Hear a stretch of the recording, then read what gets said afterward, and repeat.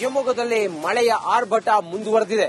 ಮಲೆನಾಡು ಭಾಗದಲ್ಲಿ ಮಳೆಯಿಂದಾಗಿ ಹಳ್ಳ ಕೊಳ್ಳಗಳು, ಜರಿ, ಕಟ್ಟೆಗಳೆಲ್ಲವೂ ಕೂಡ ತುಂಬಿ ಹರಿತಾ ಇದ್ದಾವೆ. ಈ ಕುರಿತಾಗಿ ಒಂದು ವರದಿ ಇಲ್ಲಿದೆ ನೋಡಿ. ಮಲೆನಾಡು ಜಿಲ್ಲೆ ಶಿವಮೊಗ್ಗದಲ್ಲಿ ಮಳೆಯ ಅಬ್ಬರ ಜೋರಾಗಿದೆ. ಮಳೆಯ ಅಬ್ಬರದಿಂದಾಗಿ ಜನಜೀವನ ಸಂಪೂರ್ಣ ಅಸ್ತವ್ಯಸ್ತವಾಗಿರುವಂತದ್ದು. ಜೊತೆಗೆ ಜಿಲ್ಲೆಯ 4 ತಾಲೂಕುಗಳಿಗೆ ಈಗಾಗಲೇ ಆಯಾ ತಾಲೂಕಿನ ತಹಶೀಲ್ದಾರ್ಗಳು ರಜೆಯನ್ನ ಘೋಷಣೆಯನ್ನ ಮಾಡಿರುವಂತದ್ದು. ಶಿವಮೊಗ್ಗ ತಾಲೂಕು ಸೇರಿದಂತೆ ಹೊಸನಗರ, ತೀರ್ಥಹಳ್ಳಿ, ಸಾಗರ ಭಾಗದ ಶಾಲಾ ಕಾಲೇಜುಗಳಿಗೆ ಈಗಾಗಲೇ ರಜೆಯನ್ನ ಘೋಷಣೆ ಮಾಡಿದೆ. ಏನು ಕಳೆದ 3-4 ದಿನಗಳಿಂದ ಬಿಟ್ಟು ಬಿಡದೆ ಸುರಿಯುತ್ತಿರುವ ಧಾರಾಕಾರ ಮಳೆಯಿಂದಾಗಿ ಈಗಾಗಲೇ ರಜೆಯನ್ನ ಘೋಷಣೆ ಮಾಡಿರುವಂತದ್ದು. ಜೊತೆಗೆ ಈ ಧಾರಾಕಾರ ಮಳೆಯಿಂದಾಗಿ ಮಲೆನಾಡಿನ ಜಲಾಶಯಗಳಿಗೆ ಭಾರಿ ಪ್ರಮಾಣದ ನೀರು ಹರಿದು ಬರ್ತಾ ಇದೆ. ತುಂಗಾ ಜಲಾಶಯ ಆಗಿರಬಹುದು, ಭದ್ರಾ ಜಲಾಶಯ, ಜೊತೆಗೆ ಲಿಂಗನಮಕ್ಕಿ, ವರಾಹಿ, ಚಕ್ರ, ಸಾವೆಹೆಕ್ಲು, ಅಂಬಳಿಗಳ ಜಲಾಶಯಗಳಿಗೆ ಭಾರಿ ಪ್ರಮಾಣದ ನೀರು ಹರಿದು ಬರ್ತಾ ಇದೆ. ಜೊತೆಗೆ ನದಿಗಳು ಸಹ ಮೈದುಂಬಿ ಹರಿತಾ ಇರುವಂತದ್ದು. ಅಪಾಯದ ಮಟ್ಟ ಮೀರಿ ನದಿಗಳು ಒಂದೆಡೆ ಹರಿತಾ ಇದ್ರೆ, ಒಟ್ಟಾರೆಯಾಗಿ ಕಳೆದ 4-5 ದಿನಗಳಿಂದ ಸುರಿಯುತ್ತಿರುವ ಧಾರಾಕಾರ ಮಳೆಯಿಂದಾಗಿ ಇಡೀ ಶಿವಮೊಗ್ಗ ಜಿಲ್ಲೆಯಾದ್ಯಂತ ಜನಜೀವನ ಅಸ್ತವ್ಯಸ್ತವಾಗಿದೆ ಅಂತಾನೆ ಹೇಳ್ಬೋದು. ಕ್ಯಾಮರಾ ಪರ್ಸನ್ ಚಿರಾಗ್ ಜೊತೆ ಭೀಮನಗಸ್, ರಿಪಬ್ಲಿಕ್ ಕನ್ನಡ, ಶಿವಮೊಗ್ಗ. ಶಿವಮೊಗ್ಗದಲ್ಲಿ ಮಳೆಯ ಆರ್ಭಟ ಮುಂದುವರೆದಿದೆ. ಮಲೆನಾಡು ಭಾಗದಲ್ಲಿ ಮಳೆಯಿಂದಾಗಿ ಹಳ್ಳ ಕೊಳ್ಳಗಳು, ಜರಿ, ಕಟ್ಟೆಗಳೆಲ್ಲವೂ ಕೂಡ ತುಂಬಿ ಹರಿತಾ ಇದ್ದಾವೆ. ಈ ಕುರಿತಾಗಿ ಒಂದು ವರದಿ ಇಲ್ಲಿದೆ ನೋಡಿ. ಮಲೆನಾಡು ಜಿಲ್ಲೆ ಶಿವಮೊಗ್ಗದಲ್ಲಿ ಮಳೆಯ ಅಬ್ಬರ ಜೋರಾಗಿದೆ. ಮಳೆಯ ಅಬ್ಬರದಿಂದಾಗಿ ಜನಜೀವನ ಸಂಪೂರ್ಣ ಅಸ್ತವ್ಯಸ್ತವಾಗಿರುವಂತದ್ದು. ಜೊತೆಗೆ ಜಿಲ್ಲೆಯ 4 ತಾಲೂಕುಗಳಿಗೆ ಈಗಾಗಲೇ ಆಯಾ ತಾಲೂಕಿನ ತಹಶೀಲ್ದಾರ್ಗಳು ರಜೆಯನ್ನ ಘೋಷಣೆಯನ್ನ ಮಾಡಿರುವಂತದ್ದು. ಶಿವಮೊಗ್ಗ ತಾಲೂಕು ಸೇರಿದಂತೆ ಹೊಸನಗರ, ತೀರ್ಥಹಳ್ಳಿ, ಸಾಗರ ಭಾಗದ ಶಾಲಾ ಕಾಲೇಜುಗಳಿಗೆ ಈಗಾಗಲೇ ರಜೆಯನ್ನ ಘೋಷಣೆ ಮಾಡಿದೆ. ಏನು ಕಳೆದ 3-4 ದಿನಗಳಿಂದ ಬಿಟ್ಟು ಬಿಡದೆ ಸುರಿಯುತ್ತಿರುವ ಧಾರಾಕಾರ ಮಳೆಯಿಂದಾಗಿ ಈಗಾಗಲೇ ರಜೆಯನ್ನ ಘೋಷಣೆ ಮಾಡಿರುವಂತದ್ದು. ಜೊತೆಗೆ ಈ ಧಾರಾಕಾರ ಮಳೆಯಿಂದಾಗಿ ಮಲೆನಾಡಿನ ಜಲಾಶಯಗಳಿಗೆ ಭಾರಿ ಪ್ರಮಾಣದ ನೀರು ಹರಿದು ಬರ್ತಾ ಇದೆ. ತುಂಗಾ ಜಲಾಶಯ ಆಗಿರಬಹುದು, ಭದ್ರಾ ಜಲಾಶಯ, ಜೊತೆಗೆ ಲಿಂಗನಮಕ್ಕಿ, ವರಾಹಿ, ಚಕ್ರ, ಸಾವೆಹೆಕ್ಲು, ಅಂಬಳಿಗಳ ಜಲಾಶಯಗಳಿಗೆ ಭಾರಿ ಪ್ರಮಾಣದ ನೀರು ಹರಿದು ಬರ್ತಾ ಇದೆ. ಜೊತೆಗೆ ನದಿಗಳು ಸಹ ಮೈದುಂಬಿ ಹರಿತಾ ಇರುವಂತದ್ದು. ಅಪಾಯದ ಮಟ್ಟ ಮೀರಿ ನದಿಗಳು ಒಂದೆಡೆ ಹರಿತಾ ಇದ್ರೆ, ಒಟ್ಟಾರೆಯಾಗಿ ಕಳೆದ 4-5 ದಿನಗಳಿಂದ ಸುರಿಯುತ್ತಿರುವ ಧಾರಾಕಾರ ಮಳೆಯಿಂದಾಗಿ ಇಡೀ ಶಿವಮೊಗ್ಗ ಜಿಲ್ಲೆಯಾದ್ಯಂತ ಜನಜೀವನ ಅಸ್ತವ್ಯಸ್ತವಾಗಿದೆ ಅಂತಾನೆ ಹೇಳ್ಬೋದು. ಕ್ಯಾಮರಾ ಪರ್ಸನ್ ಚಿರಾಗ್ ಜೊತೆ ಭೀಮನಗಸ್, ರಿಪಬ್ಲಿಕ್ ಕನ್ನಡ, ಶಿವಮೊಗ್ಗ. ಶಿವಮೊಗ್ಗದಲ್ಲಿ ಮಳೆಯ ಆರ್ಭಟ ಮುಂದುವರೆದಿದೆ. ಮಲೆನಾಡು ಭಾಗದಲ್ಲಿ ಮಳೆಯಿಂದಾಗಿ ಹಳ್ಳ ಕೊಳ್ಳಗಳು, ಜರಿ, ಕಟ್ಟೆಗಳೆಲ್ಲವೂ ಕೂಡ ತುಂಬಿ ಹರಿತಾ ಇದ್ದಾವೆ. ಈ ಕುರಿತಾಗಿ ಒಂದು ವರದಿ ಇಲ್ಲಿದೆ ನೋಡಿ. ಮಲೆನಾಡು ಜಿಲ್ಲೆ ಶಿವಮೊಗ್ಗದಲ್ಲಿ ಮಳೆಯ ಅಬ್ಬರ ಜೋರಾಗಿದೆ. ಮಳೆಯ ಅಬ್ಬರದಿಂದಾಗಿ ಜನಜೀವನ ಸಂಪೂರ್ಣ ಅಸ್ತವ್ಯಸ್ತವಾಗಿರುವಂತದ್ದು.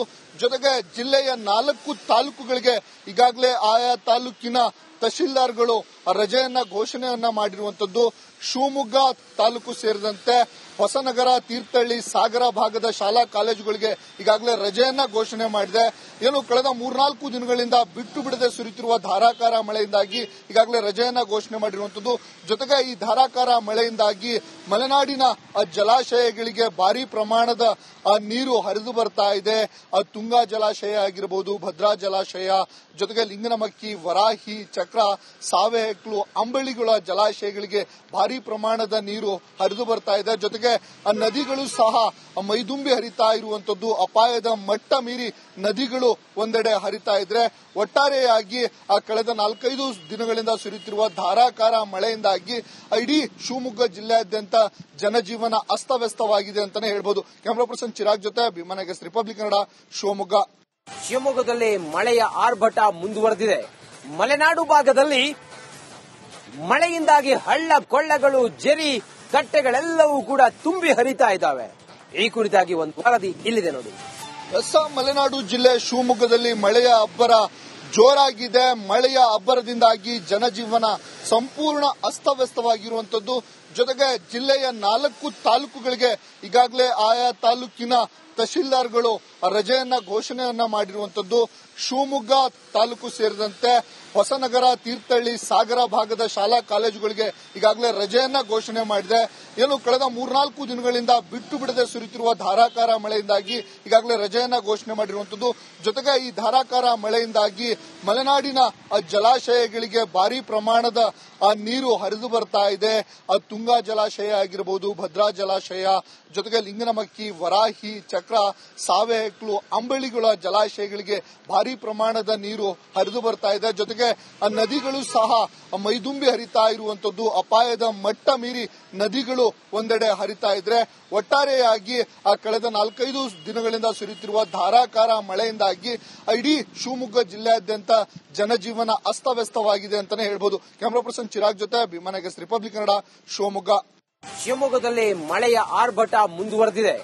ಮಲೆನಾಡು ಭಾಗದಲ್ಲಿ ಮಳೆಯಿಂದಾಗಿ ಹಳ್ಳ ಕೊಳ್ಳಗಳು, ಜರಿ, ಕಟ್ಟೆಗಳೆಲ್ಲವೂ ಕೂಡ ತುಂಬಿ ಹರಿತಾ ಇದ್ದಾವೆ. ಈ ಕುರಿತಾಗಿ ಒಂದು ವರದಿ ಇಲ್ಲಿದೆ ನೋಡಿ. ಮಲೆನಾಡು ಜಿಲ್ಲೆ ಶಿವಮೊಗ್ಗದಲ್ಲಿ ಮಳೆಯ ಅಬ್ಬರ ಜೋರಾಗಿದೆ. ಮಳೆಯ ಅಬ್ಬರದಿಂದಾಗಿ ಜನಜೀವನ ಸಂಪೂರ್ಣ ಅಸ್ತವ್ಯಸ್ತವಾಗಿರುವಂತದ್ದು. ಜೊತೆಗೆ ಜಿಲ್ಲೆಯ 4 ತಾಲೂಕುಗಳಿಗೆ ಈಗಾಗಲೇ ಆಯಾ ತಾಲೂಕಿನ ತಹಶೀಲ್ದಾರ್ಗಳು ರಜೆಯನ್ನ ಘೋಷಣೆಯನ್ನ ಮಾಡಿರುವಂತದ್ದು.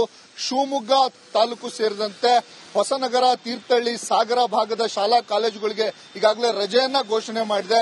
ಏನು ಕಳೆದ 3-4 ದಿನಗಳಿಂದ ಬಿಟ್ಟು ಬಿಡದೆ ಸುರಿಯುತ್ತಿರುವ ಧಾರಾಕಾರ ಮಳೆಯಿಂದಾಗಿ ಈಗಾಗಲೇ ರಜೆಯನ್ನ ಘೋಷಣೆ ಮಾಡಿರುವಂತದ್ದು. ಜೊತೆಗೆ ಈ ಧಾರಾಕಾರ ಮಳೆಯಿಂದಾಗಿ ಮಲೆನಾಡಿನ ಜಲಾಶಯಗಳಿಗೆ ಭಾರಿ ಪ್ರಮಾಣದ ನೀರು ಹರಿದು ಬರ್ತಾ ಇದೆ.